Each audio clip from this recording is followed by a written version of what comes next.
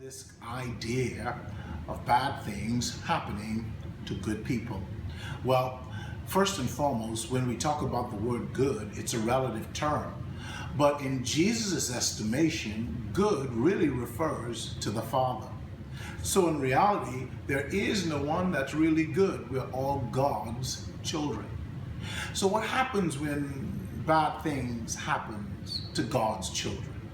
Well, I believe, according to John chapter 9, verses 2, that everything is used for His glory. The focus really should be on the word glory. What does glory really mean? We can be theological about this. A lot of books out there on the word glory, but I've come to one conclusion, that glory really is about manifesting the purpose and the will of God in and through your life on this side of the temporal world. That means when your life can truly reflect what God has sent you to the planet to do, He gets the glory.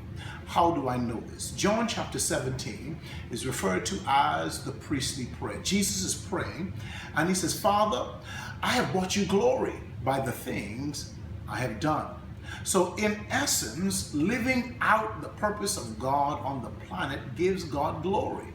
Now, when things happen to us, when challenges take place in our lives, most often it gets us at a place where we become more aware, we're alert, and God uses this to push us further into His presence, causes us to cry out to Him with a deeper sense of yearning, a deeper sense of desire, not just so that we can get out of the problem, but we want to know more about who God really is to us. We desire to be in His presence more.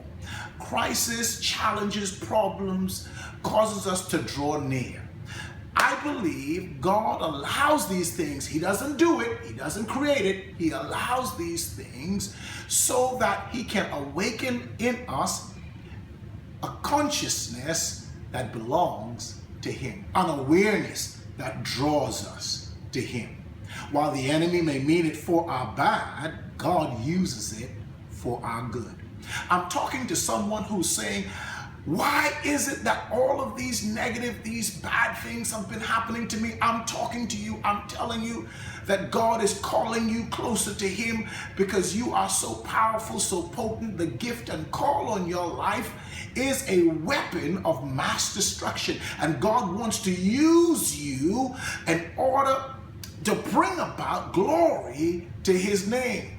But sometimes we are so low in our consciousness, our awareness of Him, and that's when the enemy comes in. That's when he tries to steal our joy. That's when he tries to tell us that we'll never be anything and this crisis is going to take us under and there's no way you're going to get out of this. That's when he comes in. But he does not know that while things may be impossible with us, God is the God of the impossible.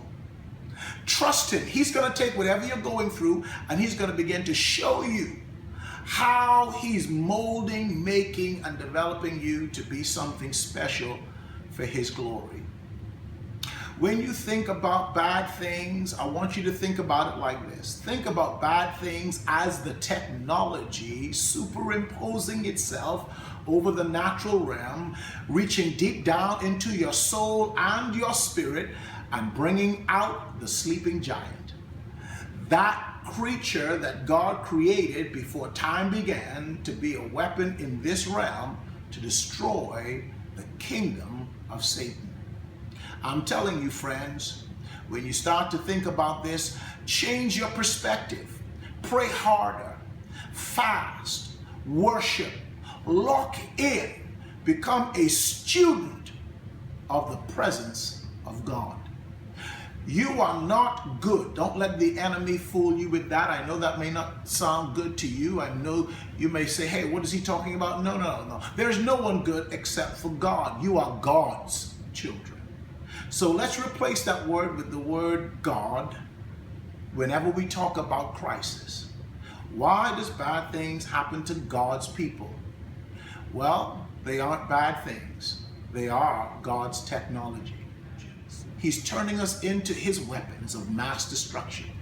He's creating inside of us muscles, a will, a level of dimension that can be executed against the enemy, destroying his works and his plans in our community, in our nation, and of course, in our own families.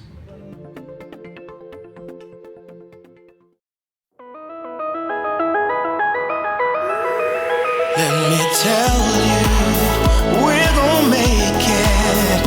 We're not taking no chances. We're living our life